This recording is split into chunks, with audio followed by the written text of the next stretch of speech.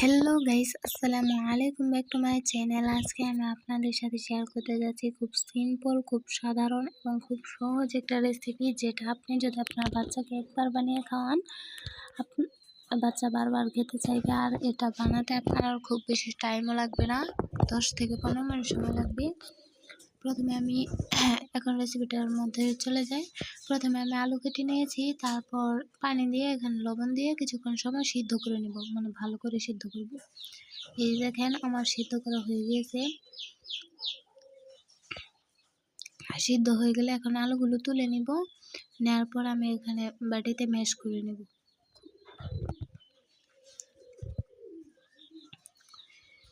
আর আপনাদেরকে একটা কথা বলি, আপনারা অনেকে আমার ভিডিও দেখেন অথচ লাইক করেন না, সাবস্ক্রাইব করেন না, কমেন্ট করেন না। ভাই এগুলা কি?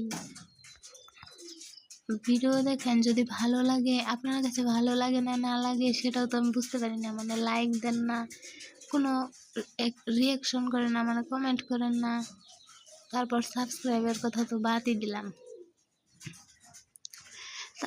আচ্ছা, এখন রেসিপিতে চলে যাই। আলুগুলো ম্যাশ করার পরে এখানে আমি ধনিয়া পাতা দিয়ে দিয়েছি, তারপর ডিম দিয়ে দিয়েছি। আপনারা যে পরিমাণ ডিম খাবেন সেই পরিমাণ দিয়ে নেবেন। আমি এখানে 3টা দিয়ে নিয়েছি, তারপর সুজি দিয়ে নিয়েছি। দেওয়ার পরে এগুলোকে ভালোভাবে মিশিয়ে নিয়েছি। নেওয়ার পরে হাতের মধ্যে একটু তেল ভরে দিয়েছি, যেহেতু আলু হাতের মধ্যে লেগে যাবে সেজন্য তেল দিয়ে নেবেন। নেওয়ার পরে এখানে গোল গোল রাউন্ড শেপ দিয়ে নেবেন। দেওয়ার পর একটা প্যান বসিয়ে নেবেন। প্যান বসিয়ে নিয়ে এখানে পরিমাণ মতো তেল দিয়ে নেবেন। তেল দেওয়ার পরে এখানে সবগুলো দিয়ে দিবেন। আমি এখন এগুলোকে একটু হালকা লাল লাল করেই ভেজে নেব, মানে সুন্দর করে কালারফুল করে ভেজে নেবেন। আপনারা চাইলে এর থেকেও কালারফুল করতে পারেন, সমস্যা নাই।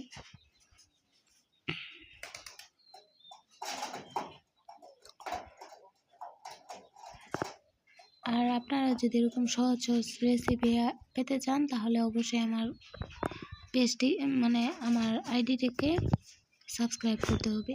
তাহলে আপনারা যদি আমার আইডি সাবস্ক্রাইব করেন, তাহলে সবার আগে আপনাদের কাছে আমার ভিডিওগুলো চলে যাবে। এই যে দেখতে পাচ্ছেন কত সুন্দর করে ভেজে নিয়েছি। এখন এখান থেকে আমি আপনাদেরকে একটা ভেঙে দেখাচ্ছি যে কত সুন্দর দেখা যাচ্ছে, কত লোভনীয়। আর এটা তো সসের সাথে খেলে কথাই নেই।